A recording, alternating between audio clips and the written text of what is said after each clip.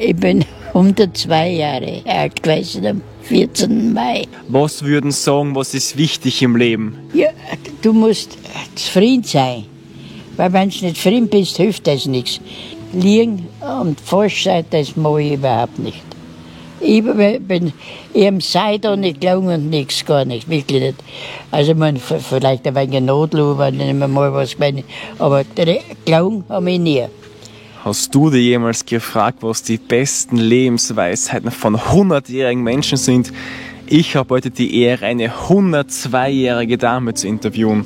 Und diese 102-jährige Dame erzählt uns heute, wie sie 102 Jahre alt geworden ist, was das Geheimnis einer langen und glücklichen Beziehung bzw. Ehe ist, welchen Ratschlag sie dir mit auf den Weg geben würde und warum Ehrlichkeit im Leben wichtig ist. Ich bin Daniel Pleunig, bin diplomierter Gesundheits- und Krankenpfleger und genau dies und noch viele weitere wertvolle Lebensweisheiten wirst du heute bekommen. Darf ich fragen, wie jung sie sein? Wie ich jetzt bin? Wie jung, ja? Ich bin 102 Jahre alt gewesen am 14. Mai. 102 Jahre? Ja. Dann seien Sie Jahrgang 1922. Ja.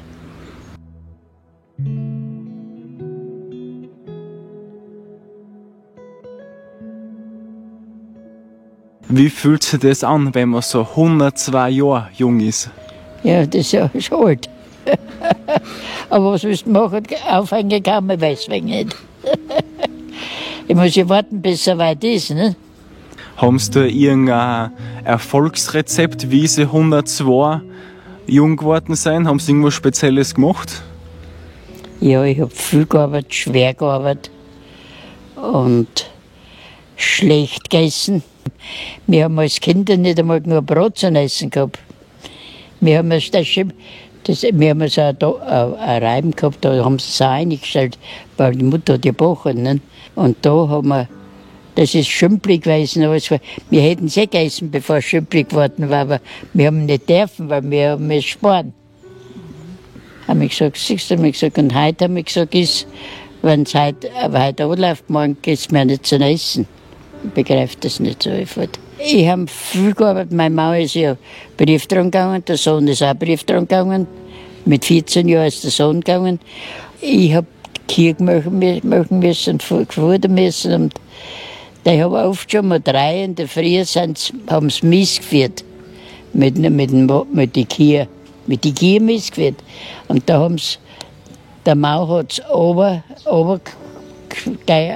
so vernommen gestrahlt. Und der Karl ist gefahren damit. Na, und dann in der Früh bin ich halt eingespannt und habe gebaut. Ich habe gegeigt, ich habe gesagt, ich habe alles zugeputzt und dann habe ich können umfahren. Das war mal so. Aber es hat es da. Ich habe gern gearbeitet und ich weiß nicht, wie ich sagen soll. Das war wirklich schön. Und draußen auf dem Freien arbeiten ist viel wert. Das ist gut. Ja, ich bin noch. Und mein Mann, der ist noch krank. Der war nie krank. Der ist an 43 Jahren hat er angerissen, nicht weil er invalid war. Und dann Ende 43 ist er zum Haus gekommen. Das war ein Knecht, wie ich meinen Mann kennengelernt habe. Wollen Sie erzählen, wie Sie Ihren Mann kennengelernt haben? Bitte? Wollen Sie erzählen, wie Sie Ihren Mann kennengelernt haben? Ja, ich bin Schule gegangen, nach Schule gegangen. Und mein Mann ist in Hohenbruck bei uns beim Weinzettel Knecht geworden. Der hat Maurer gelernt und da haben sie, und die 33 Jahre ist oft keine Arbeit gewesen. Jetzt hat er nicht weiterlernen. 2 Jahre hat er gelernt, oft hat er mich aufhören. Und dann hat er mir ins Knecht gegeben. Dieser in Hohenbruck ins Knecht gegeben und der hat raus gehabt. Und mit die raus ist, hat er mir einen Waterstoff eingefahren. Und wir Schule halt, wie wir gewesen sind, wir sind halt natürlich halt aufgesessen, weil wir Kinder haben. Nicht? Und so geht's. Dann haben wir Kernschülermusik gehabt. Also Kern gehört und da haben wir Musik gehabt, bei der Herr, der war mal um 1,5 Jahre älter wie ich. Und der hat halt beim Tanzen lernen können, ich nicht noch. Und dann haben wir Kern gehört und das ist Musik gewesen. Dann hat er mich gefragt ums Tanzen. Und ich habe gesagt, na soll ich tanzen? Ich kann gar nicht tanzen, ich habe noch nie getanzt. Ja, hat er gesagt, musst du es einmal lernen? Hat er gesagt, tanz mal. Nein, ich tanze nicht. Und die Scharen-Nadel, haben wir gesagt, Nadel ziehen. Wie sagt man, jetzt kann ich Herz gesagt, wenn sie uns bei der Mitteilung, sie muss tanzen. Und haben wir tanzen und haben wir tanzen gelernt. Haben wir wirklich tanzen gelernt. Und wir haben gut tanzt. Und viel tanzt. Ja, da bin ich 14 Jahre gewesen. Und dann neben der Schule gelernt habe ich ganz gut. Ich habe da zwar 6 Jahre gehabt, der ganzen Schulgang. Ich bin nicht Hauptschule gegangen, ich hätte so in Hauptschule gegangen, da Lehrer haben wollen, aber das Geld war nicht da, es ist nichts gewesen. Nicht. Und überhaupt hätte ich meine Fürsten für das war ich gar nicht gegangen. Ja, und so haben wir halt weitergewirtschaftet. Oft haben wir die Kühe eingebracht. 14 Tage waren die Kühe in den Stall rein. Und dann habe ich vorhin gekocht, am Margaretensonntag habe ich gekocht. Und auf einmal geht es wumm, schaue ich vorne raus, ist alles verstaubt gewesen. Ist der ganze Trakt vorne alles niedergefallen gewesen. Na gut, weil wir haben hinten die Kugel gehabt früher. Und dann haben wir die Kugel vorne gemacht, wo das Zimmer gewesen ist. Nicht? Und da haben wir, wie wir eine Kiste gebaut haben, die Kiste haben wir ein Zimmer gemacht. Da haben wir Speis gebaut, ein Zimmer gemacht. Und da haben wir eine Mauer aufgebaut, weil da ist früher, bei jedem, haben sie immer gesagt, Neugeringer Brücke, bei jedem Haus ist da ein Fenster so hochgegangen, dass du was gesehen hast. Haben sie gesagt, Neugeringer Brücke. Und da haben wir gesagt, die Kugel ist klar. Wir bauen gleich durch das gerade auf, und machen einen Dachstuhl, gerade auf. Ja, haben wir gemacht.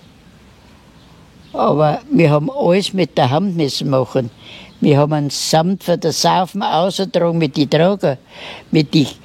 Immer ein paar Kühe gehabt, mit den Kühen habe ich ihn heimgeführt. Das war 6 Kilometer, habe ich mir gefahren, haben wir mit dem Samt. Einen Schauder haben wir schon mit dem Traktor nachher heimführen lassen. Der ist verhungert, haben wir von Heinerstoff einer. Und wir haben alles ausgeräumt mit der Hand und alles so machen. Na, jetzt haben wir halt einmal das Haus, die Mauer durch das aufgemacht. Ziegel gebrannt haben wir. Ich habe 3.600 Ziegel weggesetzt. Nein, 36.000 Ziegel habe ich weggesetzt. Das sind die großen Mauerziegel gewesen. Und jetzt der Ding gekommen, der Schuster, der Zimmermann, halt anmessen, was wir für Holz brauchen. Jetzt hat er angemessen, bis zu der Kugel zu wie halt, nicht? Hat er gesagt, machen wir gleich ganz auf für den Dachstuhl. Ich sage, das geht nicht. Habe ich gesagt, was glaubst du? Habe ich gesagt, was soll mir das Geld haben? Wir haben kein Geld. Er hat gesagt, erst bei der Raiffeisenkasse, hat er gesagt. Und er wird schauen, dass wir uns kriegen. So, nein, ich will es nicht, weil ich kann gut stehen, will ich nicht, habe ich gesagt, und das tue ich nicht, habe ich gesagt. Nein, er wird schauen, dass wir sowas kriegen. Und er hat durchaus für den ganzen Dachstuhl angemessen. Naja, habe ich gesagt, ja, hat er gesagt, er macht, nein, nicht meine Mama, hat mir gesagt, er muss auch was wissen, der sich vorgewöhnt, der sich arbeiten gewöhnt. Habe ich gesagt, der muss das schon wissen, weil das Geld muss er herbringen. Ne? Wir haben schon Viecher gehabt, und wir auch verkaufen können, aber trotzdem. Ne? Und dann, ja, hat er gesagt, weil er kommt morgen hin zu dir, habe ich gesagt, und er wird das sagen, ob er will, aber nicht. Ja, hat er gesagt, passt. Und meine Mama ist heimgekommen und sagt zu meiner Mama, hat er mir das halt erzählt. Und was hast du denn gesagt? Ja, habe ich gesagt, wir haben kein Geld, habe ich gesagt, wir können das nicht mehr, nur bis daher. Ja, hat er gesagt, Schande waschen, gleich, fangen wir mal auf. Hat er gesagt, ich sage, wir müssen das Geld hernehmen. Und da haben sie gesagt, wenn du willst, habe ich gesagt, musst du zum Schuster hingehen. Der war ein Walderstoff. Sagt er, ja, na, er ist hingegangen und hat ihn gefragt. hat er geredet mit ihm. Und der Schuster hat gesagt, ich habe mir ein Fest brauchen, sie kriegen Geld, hat er gesagt, von der Kasse, braucht kein gut stehen, nichts. Ja, sag ich, zurück zu mir, sie da. Habe ich gesagt, ja, hat er gesagt. Aber machen wir es durchaus auf, hat er gesagt. Ja, passt schon, habe ich gesagt, kann ich das schon zahlen? Wir haben aber 3 Stierlen gehabt, einen Stall 3. Und die haben wir nachher gefuttert, die haben wir nachher hergegeben und haben wir mehr wie die Hälfte schon gezahlt gehabt. Ne? Weil Schulden bleiben, haben wir gesagt, die Zinsen zahlen, die haben wir gesagt, die machen uns fertig, das geht nicht. Ja, hat er gesagt, gut. Und dann, wenn er hat sein Geld, wenn er sein Geld gekriegt hat bei der Post, er hat sein Sack, wo er reingeschaut, weil er es selber noch müssen. Aber dann hat er es heimgebracht, bei einem Grauschen hat er es immer heimgebracht. Da hast du, was brauchst du, mir brauchst du es nicht geben. Ich habe gesagt, du kannst das eh selber, du bist von daheim, hat er gesagt, mach das du kannst das eh besser wie ich, hat er gesagt. Und das heißt, darf ich dann vielleicht kurz fragen, weil Sie haben mit Ihrem Mann immer zusammengehalten, wahrscheinlich, wenn Sie alles daheim aufgebaut haben.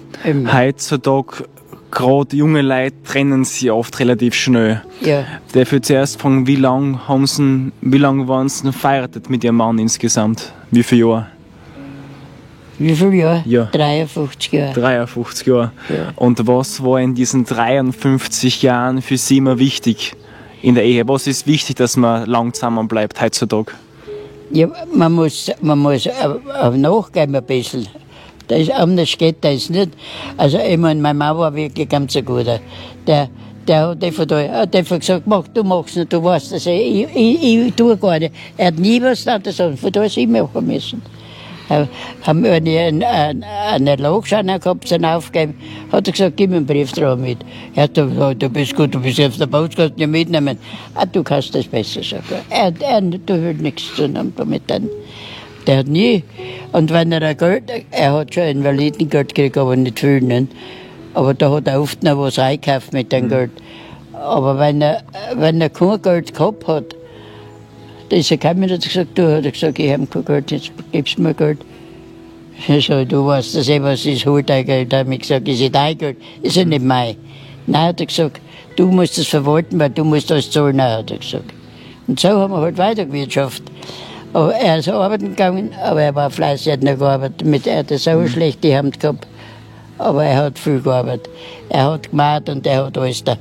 Der Nachbar hat immer gesagt, hier haben sie gesagt, der kriegt schon wieder um 3 Uhr früh, war der schon 6 gewetzt. Ja, er hat einmal nein in mir arbeiten gegangen. Und wir haben 36 Meter Stockholz gehabt. Und die 36 Meter Stockholz haben wir zum Ziel brennen braucht. Haben sie gesagt, das gibt's nicht. Da ist noch ein Balance geblieben. So viel haben wir gearbeitet. Und das hat halt alles da. Aber nur, mein Mann ist nicht einen einzigen Tag Krankenstand gewesen. Er ist 47 Kilometer gegangen alle Tage. Jeden Tag? Jeden Tag. Erst später nachher, da ist, wie man sagt, wo es Lauterwagel gehabt. Da war die Vera drinnen, da haben wir von auf dem Feld mitgenommen, glaube ich, in Wagel. Und das Wagel hat hier zu Ferl oder Kassen, der hat das Wagel haben wollen, der hat Heifel gepflegt, oder? Und die Heifel, und der hat er mir ausgeführt und da hat er das Wagel gebraucht. Da habe ich gesagt, na, das geht mir nicht her. Er gibt uns ein Radl dafür. Da haben wir oft gesagt, ja, wir brauchen es eh nicht mehr, haben wir gesagt. Und haben uns gegeben. Und da haben wir ein Radl gekriegt, dann ist meine Mama in ein Radl gefahren. Und wie die Russen da waren, ist er mit einem Radl gefahren und hat in Buch hat er mir ins Radl ein Ei geräumt, damit der groß zudecken, dass sie nicht gesehen haben, da hat er mir bis Habeck weiter gehen. Die Baustellen. Und ja, der ist oft erst um 11 Uhr auf die Nacht heimgekommen. Da sind mit dem Zweiradler gegangen, sind sie auf die Baum rausgefahren. Und dann ist der Zug Verspätung gehabt. Da haben wir warten, bis der Zug gekommen ist. Es ist oft erst um 10 Uhr, halb 11 vom Zug reingefahren. Dann hat er erst mit dem heimgegangen. Und mein Mann, der hat für mich gemacht. Das heißt, dann haben Sie ja Ihren Mann vor dem Krieg kennengelernt Ja. Dann war der Krieg und dann haben sie wieder zusammengefunden nach dem Krieg. Ja. Nein, wir waren schon vor dem Krieg vernannt. Aber geheiratet haben wir erst an 40er Jahren, als meine Mama eingerückt. Und da haben wir geheiratet. Er hat die Einberufung gekriegt. Und haben wir zusammen zu den Pfarrer reingegangen und haben gesagt, wir wollen heiraten, weil die Tochter ist schon da gewesen, das Tintl haben wir schon gehabt. Haben wir gesagt, wir wollen heiraten. Und der hat das nicht getan. Dann haben wir standesamtlich geheiratet und kirchlich halt nicht. Und nachher, wie die Tochter geheiratet hat, dann haben sie gesagt, haben sie standesamtlich das Heiraten gewesen, ich habe da umgekocht. Und wie sie heimgekommen sind, haben sie gesagt, ja, wir haben gesagt, du musst mitheiraten, kirchlich. Ja, so, der kann mir jetzt gehen, und der Pfarrer hat mir gesagt, weil früher hat er nicht dürfen, haben wir gesagt, hat andere auch geheiratet, aber das ist nicht schnell gegangen. Nein, jetzt haben wir ja gut, haben wir geheiratet nicht. In Gamlitz haben wir geheiratet und ja, es hat es da. Aber wir haben gestritten, wir haben schon Schwierigkeiten gehabt, aber so richtig gestritten, das haben wir nicht. Meine Mama ist für das nicht gewesen. Darf ich dann fragen, wie lange war dann Ihr Mann an der Front, wenn er im 40er Jahr eingerückt ist? Ja, der ist mit 40 Jahren eingerückt. Ja. Und dann ist er nach Hause gekommen. In ein paar Tagen war er schon wieder heim, weil er zu spät gekommen ist, weil er zu spät die Einberufung gehabt hat. Ist er heimgekommen und dann ist er wieder gleich nach da wieder mit reinrücken. An 40 Jahren und dann 41 Jahren ist er verwundet. Ja. Und deswegen hat dann die Am ersten Tag war er in Russland. Und da ist er verwundet geworden. Und dann ist er nein in Baden-Baden gewesen, im Spital. Und oft ist er halt, da müssen lang warten, bis er anrissen hat, darf er erst an 43 Jahren anrissen dürfen. Das heißt, er ist am ersten Tag, wie er in Russland ist, ist er gleich verhungert geworden. Und dann war er 9 Monate in Baden-Baden und erst im 43 Jahr hat er erst wieder heim dürfen. Und dann war er 2,5 Jahre eigentlich weg. Ja. Und haben Sie da Kontakt gehabt, zwischendurch durch Briefe oder so? Oder haben Sie von dem gar nicht? Geschrieben haben wir schon, aber ich wollte hinfahren, aber ich will nicht hinfahren können, weil sie einfach bombardiert haben. Ist er gegangen, ich habe gesagt, ich möchte noch mal hinfahren. Ich habe nicht können. Und dann ist er aber gekommen auf Saugerau, Wien, und da hat er oft noch heim dürfen. Ja. Danke, dass du das teilt mit uns, weil es ist wichtig heutzutage, finde ich, gerade wenn überall Krieg ist heutzutage, dass man diese Geschichten irgendwie festhalten darf. Ja. Mit 63,5 Jahren ist er Pension gegangen und dann ist er mit 63 Jahren, ist er 17 Jahre ist er Pension gewesen, dann ist er krank geworden. Freitags in der Früh hat er gesagt, er hat einen Kaffee gegessen gehabt, ich bin jetzt brauchen, hat er gesagt. Ja, mein Gott, habe ich gesagt, du was auch. Ich gesagt, ihm gestern ist hinten vorne losgegangen, aber er brauchen, war das auch Bedel, habe ich gesagt. Aber er hat nichts gegessen und nichts getrunken. Ich habe gesagt, du musst schon was essen und trinken, nicht mehr gegessen und getrunken. Er mag nicht, hat er gesagt, und er mag nicht. Und dann haben wir für den Eischützenverein waren wir und haben wir mit dem Verein mitfahren auf einen Tag halt auf Ding halt, nicht? Und dann habe ich gesagt zu ihm, nein, habe ich gesagt, du hast nichts gegessen und nichts getrunken, und wir fahren nicht mit. Und früher haben wir immer ich müssen aufstehen, aber da hat er gesagt, du musst aufstehen, hat er gesagt, weil da so mein Phone heute nicht, habe ich gesagt, du, das ist ja nichts, du kannst nicht das und Dinge, das geht nicht. Ja, und der möchte halt noch so gerne mitfahren. Ja, fahren wir halt mit, sind wir mitgefahren. Er hat nichts essen mengen, er hat nichts trinken mengen, das war nichts. Und sonntags noch, das war Samstag und Sonntag nachher, hat er gesagt, ihm geht's nicht gut. Ja, so das gesehen, ich habe gesagt, aber was, am Montag gehen wir zum Doktor. Nein, hat er gesagt, am Montag hat er gesagt, es ist schon besser. Nein, so, das ist nicht besser, habe ich gesagt, wir gehen zum Doktor. Dann sagt er zu mir, ja, sagt er hat schon 3 Tage mehr keinen Stuhl. Also, das sagst du mir erst jetzt. Nein, also, geh die duschen, habe ich gesagt, und du musst zum Doktor. Und mein Sohn, der ist in Urlaub gefahren auf ein Ding, und der hat sein Auto in die Garage gestellt, als wir machen lassen, weil er bis Wien fahren hat müssen. Na, und dann haben wir gesagt, haben wir heute dies haben, sollen mit ihm zum Doktor fahren. Dann sagt mein Sohn, er fährt mit, weil er fährt nachher, da weil wir beim Doktor sind, zu den Kochhäusern abends geheißen. Ja, so, brauche ich eh nicht mitfahren. Dann habe ich gesagt, kannst du fahren? Dann habe ich gesagt, weil er beim Doktor ist, kommst du nicht dorthin. Dann bin ich nicht mitgefahren. Der Gießkann 4 gegangen, Blumen gießen. Und da ist er dahergefahren. Hat er gesagt, Mutter hat gesagt, geh geschwind, hat er gesagt, gib einen Vater Sachen, er muss ins Spital. So, was, wieso? Ja, hat er gesagt, er muss ins Spital. Ja, habe ich gesagt, er braucht eh nichts. Ein Pyjama im Bett, habe ich gesagt, und die schlafen. Und die fahren nachmittag um 12 Uhr fahre ich auf den See, habe ich gesagt. Bringen halt was. Ne? Und dann bin ich hingefahren und noch was war. Und dann haben sie noch einen Besuch gehabt und Kastlauk eigentlich gehabt und die haben da Gips gehabt, da was in das war. Und dann ist ein paar da dort gewesen. Ja, und der hat schon sein Backel zusammengebackelt gehabt, er geht heim. Und die ist so, wie die Vierige, so, ja, so, na so geht das nicht, habe ich gesagt, ich muss erst mit dem Doktor rein. Ja, hat er gesagt, er hat nicht gesagt, er muss ins Schwesternzimmer soll ich reinkommen. Und bin ich auf deine ins Schwesternzimmer und dem gesagt, ich muss so 4 gehen zum Christian oder geheißen. Ja, so, ich gehe 4, habe ich gesagt. Und bin ich 4 und habe ich reingegeben und gesagt, geh bitte bleiben, warte ein wenig, ich habe gerade wenn da, ja, passt schon, habe ich gesagt. Und dann ist er rausgekommen und sagt, und was ist mit meinem Mann? Er hat einen Krebs gehabt. Er hat einen Magenkrebs gehabt und der ist zu klein, hat er gesagt, er ist nicht zu operieren. Weil er gesagt hat, er lässt sich operieren. Der ist zu klein.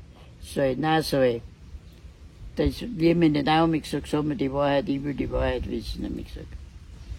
Nicht, das kann er nicht sagen, hat er gesagt. So, ich muss das wissen, habe ich gesagt, weil ich kann mit ihm ganz abends stumm gehen. Ja gut. Dann sagt er, er hat einen Krebs, hat er gesagt. Aber er ist zu klein, ist noch nicht zu operieren, soll heißen. Operieren geht er wohl, wenn er klar ist. Und habe ich gesagt, und was los? Wie lange lebt er? Hat er noch das Leben? Ja, hat er gesagt. Er hat ja noch einen Krebs. So, ich weiß nicht, einen Blutkrebs gehabt. Jetzt haben sie ihn nicht operieren können, weil er einen Blutkrebs hat. Und dann habe ich gesagt, ja, so, ich weiß, was tun wir denn jetzt? Hat er gesagt, ja, hat er gesagt, ich will schauen in Graz für einen Doktor kriegen, hat er gesagt, und dann werden wir sehen, wie es geht. Und dann hat der Christian geschaut um einen Doktor und dann haben wir reingefahren und der hat nur untersucht und Ding. Und dann hat er gesagt, ja, hat er gesagt, er muss operiert werden, der Magenkrebs einmal. Ne? Naja, und ich so nachher, und wie ist nachher, haben wir gesagt, hat er eine Chance? Sag er ist ein Naturbursch, hat er gesagt. Ich glaube schon, dass es geht, hat er gesagt. Und haben ihn operiert. Und hat er nachher, weil er kein Milch kam, weil er hat nichts darfst essen. Er hat das alles essen können. Und da sind nachher, die haben Brücke dran gewesen bei ihm. Und dann haben sie gesagt, sie gehen heim. Und da kommt der Doktor und sagt, er muss runtergehen für Visit. Dann ist ein Visit runtergegangen, dann bin ich nachgegangen. Und dann so jetzt ein Visit zum Arzt, zum Hauptarzt war er. So, was ist denn los, habe ich gesagt, weil er hat mir so momentan zum Visit gehen. Ja, hat er gesagt, er muss operiert werden. Nein, er muss operiert werden. So, was operiert? Ja, Kohl operiert. Na, wirklich nicht, habe ich gesagt. Kohl operiert lassen wir nicht, habe ich gesagt. Er ist gut benannt jetzt, habe ich gesagt. Na, gar kein Reit, habe ich gesagt, weil wegen der Kohl, habe ich gesagt, er hat nie was gehabt und das braucht er nicht operieren, habe ich gesagt. Ja, hat er gesagt, ich muss operiert werden. Na, bin ich nächsten Tag früh reingefahren, bin jetzt in Primär gegangen, um den Bereich geht. Ja, hat er gesagt, die Galli ist kaputt und der muss operiert werden. Ja, was sollst du denn tun? Mussten operieren lassen. Und haben sie ihn operiert. Und wie ich nachher mit dem Arzt geredet habe, mit dem Auarzt, so, und was war jetzt? Ja, hat er gesagt, die Galli ist drin. So, ja, was haben sie noch operiert? Ja, hat er gesagt, die Galli fällt nichts. Hab ich gesagt, wissen Sie was, hab ich gesagt, zum Doktor? Hab ich gesagt, ich hab das Zigarettflaschel, hab ich gesagt, weg da. Und der ist noch so viel weggeräumt. Ich denke, vor dem, ich gesagt, das war so alles in Neid übergegangen. Aber Sie haben wirklich recht, hat er gesagt. Das ist alles in Neid übergegangen, das ist alles in Neid gewesen. Haben sie ihn operiert. Und da ist er noch mehr, zuerst schon gar nicht zusammengekommen. Und dann ist er 3 Monate im Spital gewesen. Er ist mit 86 Kilo ins Spital gegangen und mit 42 ist er heimgekommen. Ja, er war ganz fertig. Und mein Sohn, der hat geschaut, dass wir ein Spitalbett gehabt haben, da ist damals da gehabt haben, dass er ja, weil er hat viel, der Sohn hat ihn gehen gehabt, weil der hat viel guten Beeren. Da und gut. Jetzt haben wir das alles gemacht und oft haben wir ein Ding genommen, also ein Ding. Und da ist alle da gekommen und hatten halt Blutdruck gemessen und so. Hauskrankenpflege. Und die haben die Arbeit, haben wir alle selber gemacht. Und da hat er nachher so viel Ding gehabt, so einen Durchfall gehabt. Und haben halt alles gekriegt, der Doktor alles gegeben, dass das so tut. Also, und jetzt, das hat gar nicht geholfen, der Durchfall, der Ding ist ein wenig durchgegangen, aber das fest ist es geblieben. Und da sagt er einmal zu mir, du, hat er gesagt, ich weiß nicht, hat er gesagt, ich muss so Bauchweh. Ich leide an der mir vorher auf, habe ich gesagt. Ja, wenn man an der mir vorher aufgeht, dann tut der Bauch weh. Ja, so, eben, hilft nichts, muss man zum Doktor gehen. Wir fahren zum Doktor. Ich bin mit dem immer alle Wochen zum Doktor gefahren. Und der Doktor ist im ersten Stockholm gewesen, der ist immer runtergegangen und hat gesagt, machen wir viel Lazarett. Der hat immer gesagt, sie schauen auf ihn aus. So, ja. Er war so gut, hat mir gesagt, und er hat sich das verdient. Na, und dann haben wir 3 gehabt, ist halt so lange wir bleiben und wieder heimgekommen ist. Und allein lassen haben wir die nie kennen. Höchstens eben ich und mein Sohn, wir sind einkaufen gefahren. Dass er da vielleicht eine halbe Stunde davon war, aber eine Stunde länger nicht. Dann habe ich ein Ding eingegeben und dann hat der Bauch weggekommen und ist alles durchgebracht. Und jetzt bin ich reingegangen, ich habe gerade Wäsche aufgehängt, 10.000, und bin ich reingegangen, jetzt hat er gerät. So, warum am ersten? Sag, das ganze Bett ist voll. Geht heute nichts an, ich gesagt, das kann man auch irgendwo waschen. Und er hat mich schon ein Schwammtuch gehabt, haben das oben da und haben es ausgebreitet und haben es gewaschen, gleich wieder gewaschen. Haben es gleich gewaschen und wieder ausgehängt. Und wie ich reingehe, ist er schon wieder, ja, was hast du? Und ich gesagt, ja, ist schon wieder so weit, hat er gesagt. Sei froh, dass es geht, habe ich gesagt. Viel besser geht es mir gar nicht. Na, und dann habe ich wieder ausputzt alles. Und während kommt nachher die Schwester und die hat mir nachher das Leintuch überziehen geholfen. Oft hat sie gesagt, ich habe überhaupt nicht, der ist jetzt Chefin gewesen beim Roten Kreuz. Die hat gesagt, ich habe überhaupt nichts tun dürfen, hat sie gesagt, hast du alles da gemacht. So, ja, so, weil ich Kinder am 6. Jahr habe ich gesagt, jetzt kann ich nicht mehr. Und meine Mama hat gesagt, einmal, das hat er schon gekannt, dass es hübsch war, weil der Doktor hat gesagt, 1,5 Jahre hat er und der hat auch nicht länger gegeben. Und da sagt er nachher zu mir, Vera, hat er gesagt, du schaust gut auf mich, hat er gesagt. Aber wie wird es dir gehen, hat er gesagt. Wer wird auf dich schauen? Du hast nichts sagen, ist der Karl da. Und ich gesagt, der wird schon schauen auf mich. Ja, schon, hat er gesagt. Aber so gut kann er nicht schauen, wie du auf mich. Ja, aber geht alt, wird schon da, habe ich gesagt. Dann haben den 5 Jahre drauf stirbt der Karl. Jetzt habe ich niemanden gehabt. Ja, gut. Muss sein. Und darf ich dann fragen, wie kommt man dann aus solchen Schicksalsschlägen wieder raus, wenn man so weil das kann man jetzt nicht vorstellen, was man da durchlebt in solchen Zeiten. Wie seien es, dass diese Tiefs wieder rauskommen? Ja, aber was hätte ich denn sollen tun? Was hätte ich sollen machen? Ich sage, einen Vierkant komplett neu aufgebaut. Wirklich. Zum Schluss da war der Sohn, ein Herbst da, der Sohn da, und haben wir ein neues Boot gemacht. Weil ich bin in der Dusche niedergefallen. Das war so hoch zu Neustein. Ich bin niedergefallen. Ich gehe da nicht mehr rein. Da gehe ich nicht mehr rein. Ich habe gesagt, es geht nicht. Weil der Ausgang ist so gewesen und meine Füße waren da. So, wie sie mich umwolzen haben, dass ich aufmengen mich eh nicht, bis ich raus bin von dem schwachen Ding. Oft haben wir raus, da habe ich zufällig einen Teppich gehabt und da bin ich auf den gerutscht. Und drüben, bei der Bootwand, habe ich einen Angreifer gehabt. Und ich gesagt, haben wir gedacht, wenn ich da angreifen kann, dann mache ich auf. Und das haben wir wirklich lang halt, wohl 1,5 Stunden, aber zusammengebracht haben wir es. Und mein Doktor, der Dr. Fallen, der hat mir viel geholfen. Der hat nachher gesagt, ich gehe nicht mehr rein. Nein, hat er gesagt, das geht nicht. Aber hat er gesagt, ihm haben gesagt, ich mache jetzt eine Dusche. Also eine Heimdusche. Hat er gesagt, ja, hat er gesagt.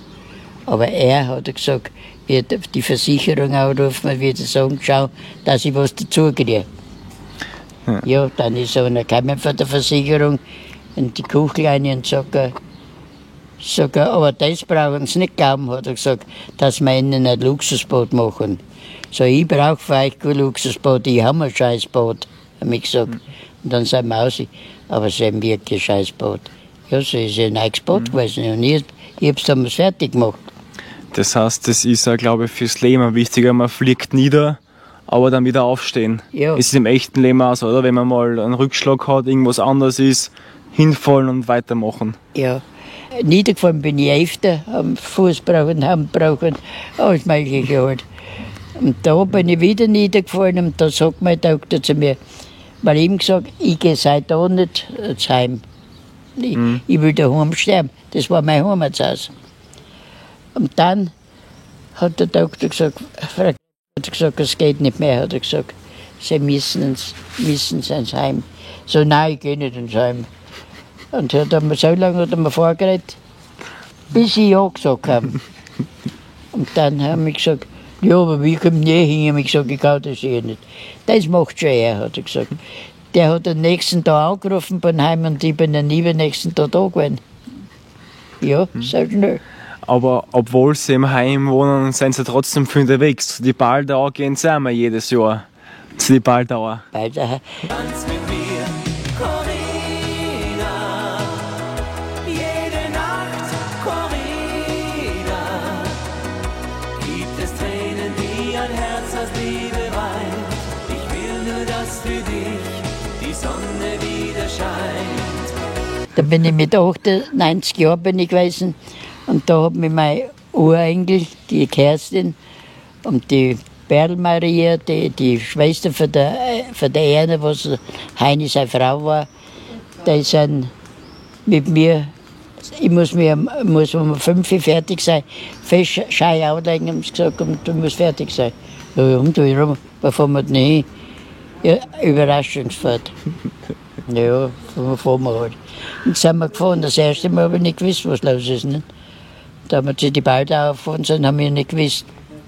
Na gut. Aber die Baldauer, die Kerstin hat die Baldauer kennt, die ihm schon nicht kennt.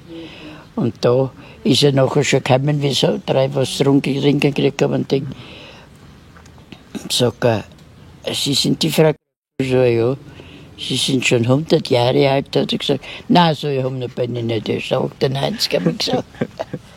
Oft sagt er, ist gut, wir sehen uns ja den noch, hat er gesagt. Ja, aber dann können wir schon.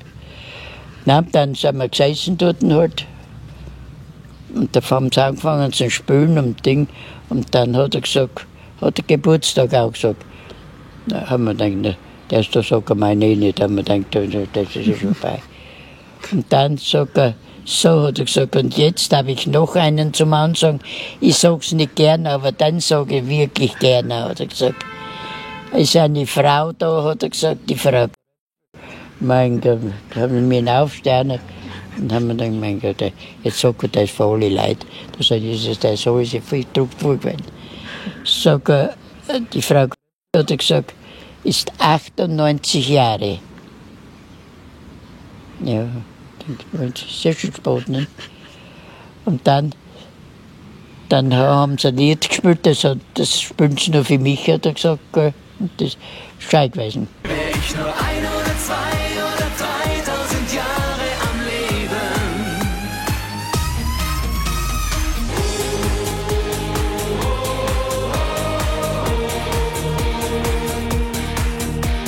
Und dann waren 2 Jahre war nichts, weil Corona war. Und wie ich 100 Jahre alt war, dann sind sie halt wiedergefahren mit mir. Ne? Und da hat er nachher gesagt, also 100 Jahre bin ich alt und ist er gekommen, hat er mir ein Paket gebracht und hat er gesagt, darf ich dich ein bisschen drücken? Ja, so, ich drück mich. Dann habe ich gesagt, sonst drück mich auch nicht. Hat mich ein wenig gedrückt, er hat mich auch geküsst, wirklich wahr. Schon entgegengehen und ein kleines Sträußchen bringen. Ihr dürft ruhig applaudieren. Liebe Frau, letztes Jahr abgemacht und eingehalten. Ich danke Ihnen ganz herzlich. Ich wünsche Ihnen alles erdenklich Gute für den bevorstehenden 102. Geburtstag. Das ist Ihr Applaus. Darf ich Sie drücken, Frau? Ich drücke Sie einfach.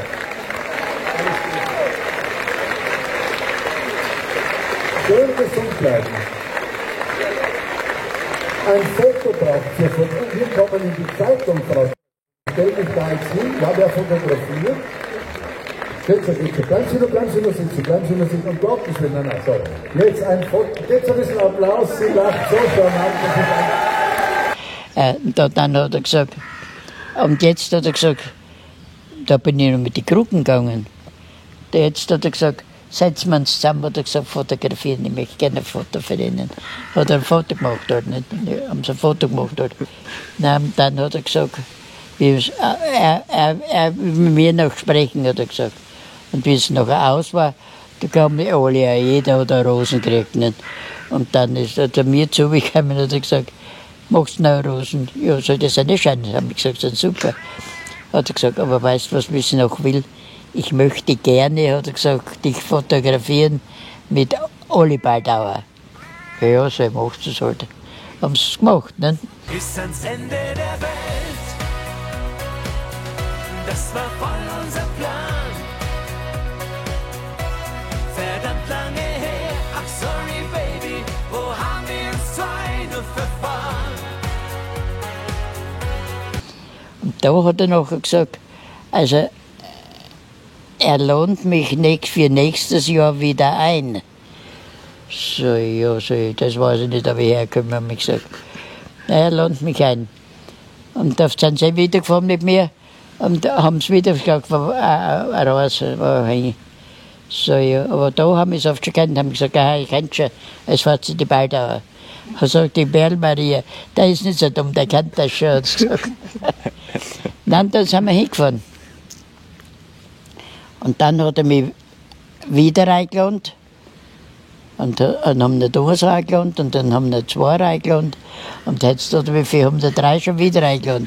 Da habe ich gesagt, nein, so, das wird ich nicht mehr. Sag ich, ja, und wenn es 105 Jahre sind, hat er gesagt. Er hat ihm gesagt, er soll du sagen. Er hat du gesagt.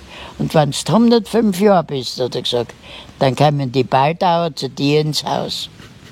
So, das wird ich nicht, das der Lebe nicht. Aber leicht, hat er gesagt, das wirst schon, hat er gesagt. Sie war ganz allein und sie sagte bitte nein, als ich fragte, ob sie tanzen will mit mir. Sie sah immer wieder wartend hin zur Tür mit feuchten Augen.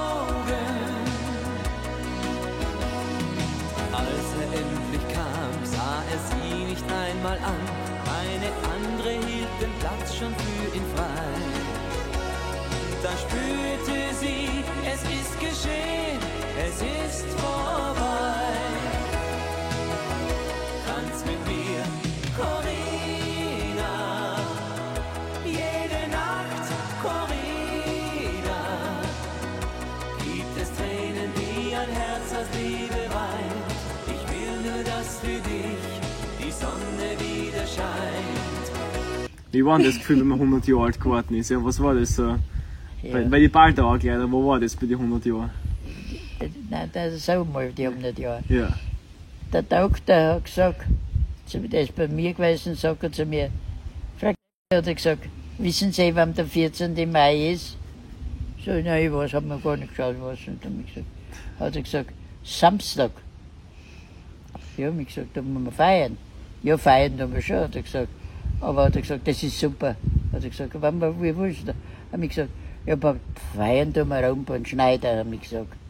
Und hat er gesagt, ja, hat er gesagt. Und wann? Hab ich gesagt, um uns. Weil die Perl Maria, hab ich gesagt, die hat früher in der Zeit, die da hat Öl, die kann nicht vor, kann mich gar nicht vorgehen. Ja, hat er gesagt, das passt gerade, hat er gesagt, und er kann bis 12 Jahre arbeiten, und dann kann er keinen, hat er gesagt. Ja, gut, hab ich gesagt. Na, dann hat die Perl, hat immer gesagt, die Maria, das ist die eine Schwester, die hat immer gesagt, wenn du 100 Jahre alt wirst, hat sie gesagt, soll ich die Blasmusik. Hör auf, hab ich gesagt, Maria, das kaufst du nicht, hab ich gesagt. Da wenn sie sagt, der tut groß aus, nein, du willst das ja gar nicht. Die zahle ich, hat sie gesagt. Immer denkt sie, so geht nichts mehr. Und wie sie jetzt 100 Jahre bin gewesen, hat sie gesagt, es kommt die Blasmusik. Die Blumauer Blasmusik. So, na wirklich nicht. Ja, hat sie gesagt. 32 Mann Blasmusik ist gekommen. Da haben ein paar Lieder gespielt für mich. Und haben mich gesagt, was zu essen müssen sie geben. Hat sie gesagt, nein, der braucht nichts zu essen. Hat sie gesagt, weil der ist jetzt uns gewesen. Hat sie gesagt, wenn sie daheim mal gegessen haben. Ich sag, du bist gut. Hat sie gesagt, ich gesagt, eine Mehlspeise, wir haben viel Mehlspeise gehabt. Mehlspeise habe ich gesagt, und was trinken, wenn ich da, einen Kaffee oder was soll. Ja, hat sie gesagt, das ist von mir, also, aber es ist nichts. Und jetzt, wenn sie was sind, jetzt, wie ich jetzt meinen Geburtstag letztens gefeiert haben sie mich wieder auf Blumau geführt. Und von Blumau war die Blasmusik. Die haben halt wieder gespielt. Ja, was willst du? Die kamen halt auch wieder, dann haben die da gegeben. Nicht? Okay, also, ihm gesagt, ja, ich gesagt, ihm sollen da 1500 Euro hergeben. Zahlen haben ihm, beim Zeidl habe ich gezahlt 500 Euro fürs Essen, da ist halt nicht. Und dann haben ich gesagt, und die haben dann alle, die haben da dort, haben da und haben ich gesagt, ja, mein Geld war 150.500 waren fort. Ja, haben sie gesagt, die macht das eh nichts aus, du kannst es. Ja, so, da war alles mit mir gefahren und für mich gefahren, habe ich gesagt, brauchst du gar nicht. Was würden Sie sagen, was ist wichtig im Leben? Jetzt, welche Werte sind wichtig? Ja, du musst zufrieden sein. Weil wenn du nicht zufrieden bist, hilft das nichts. Also ich hab lange ein Zimmer eine Lunge gehabt, aber ja, dann habe ich ja nicht reingekriegt. Und die hat gesagt, sie muss nicht mehr kochen und arbeiten. Da haben wir gesagt, und sie will unbedingt ins Heim. So, erst wenn ich so gut war wie du, habe ich gesagt, geh ja gar nicht daher, da mache ich alles da oben noch. Habe ich gesagt, bin mit 102 Jahren, habe ich gesagt, daher, ich werde ja gar nicht hergehen, ich kann ja nicht wollen, habe ich gesagt, aber es ist nicht mehr gegangen, habe ich gesagt.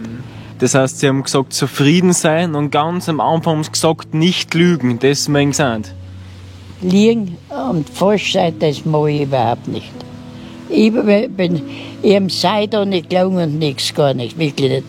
Also, man, vielleicht ein wenig Notlu, wenn ich mal was gewinne, aber gelogen habe ich nie. Das heißt, Sie haben immer alles so gesagt, wie Sie es gedacht haben. Genau. Warum ist es wichtig im Leben, dass man Rückgrat hat? Warum darf man sie nicht verbiegen? Weil Sie habe jetzt kennengelernt, Sie haben sie nie verbogen. Sie sind immer gerade geblieben. Warum ist das wichtig? Das ist das Allerwichtigste, weil falsch sein, das ist das Allerletzte, was geht um Liegen. Haben Sie sonst noch irgendwas auf dem Herzen, was mitgeben wollen als Abschluss? irgendwas, was sie mir mit auf den Met geben würden, was würden sie sagen, was würden sie mir für einen Ratschlag Ich geben? brauche nur mehr ein Beitzimmer, ein ordentliches. Das brauche ich noch, dass ich Ruhe habe. Das Duschen, das Waschen ist das Allerwichtigste. Ich wasche mich auch heute noch auf die Nacht. Ich wasche mich, tue mit Zahnputzen und waschen auf die Nacht, bis die Feste kommt, dass ich mich umziehen tue. Derweil ich kann, habe ich gesagt, mache ich es selber. Strickgruppe, was hat es damit auf sich? Die Strickgruppe. Was? Die Strickgruppe. Stricken. Stricken tue ich, ja. Ja, sonst kann man das, aber stricken kann. Ich sage, stricken haben wir schon viel, nämlich viel gestrickt. Hab ich gesagt, ein paar Westen und alles mal gestrickt. Hab ich gesagt, ich mag kegelt. Der Schultertücher kegelt alles an mir, hab ich gesagt. Oft haben sie gesagt, ich soll mitgehen. Ja, so, das wird nicht gut gehen. Ich sehe es schlecht. Hab ich gesagt, das wird nicht gut gehen. Na, geh mit, haben sie gesagt. Du sitzen so zuschauen. Na, jetzt haben wir eine Wohlen gegeben und haben mich was gestrickt. Haben halt einmal gestrickt einmal. Ja, ist gegangen. Ja. Auf das bin ich runtergefallen, sag ich, auf, für einen kann es nicht. Das hat die Wohlen so taut gewesen. Haben ich gesagt, haben sie was aufgehabt wieder. Haben wir wieder weiter. Aber das letzte Mal habe ich schon 8 reingestrickt. Ich gehe turnen, singen. Singen kann ich nicht, ich bin Krampf operiert und die Lymphdrüsen. Aber die alten Lieder, die kann ich alt, die sind so schön, wenn ich es nur hören tue. Aber ein Bruder auf mich, der sagt, ich singe falsch, weil ich muss die Stimme nicht erhalten. Ich habe gut gesungen, weil mein Bruder, der Ältere, der hat ein Erzhaus Jodler gesungen. Der ist in der Großart, und da ist eine Brücke gewesen, so eine Mauer, die so hoch, und da auf dem Tal auf ist er gestanden. Da sind 2 Kilometer, aber da alles Wald inzwischen. Hat der einen Erzhaus Jodler umgesungen, haben sie einen Rind gehört.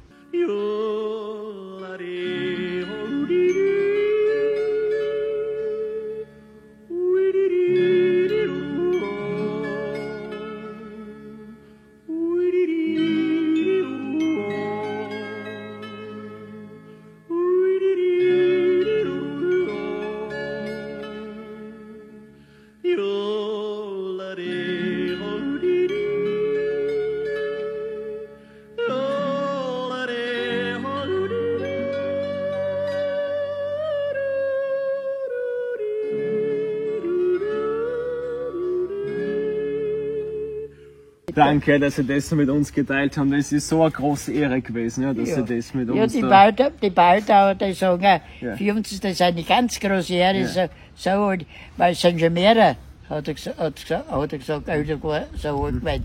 Aber daher ist noch keiner gekommen. Aber du bist gegangen, hat er gesagt, mit den Gruppen bin ich gegangen.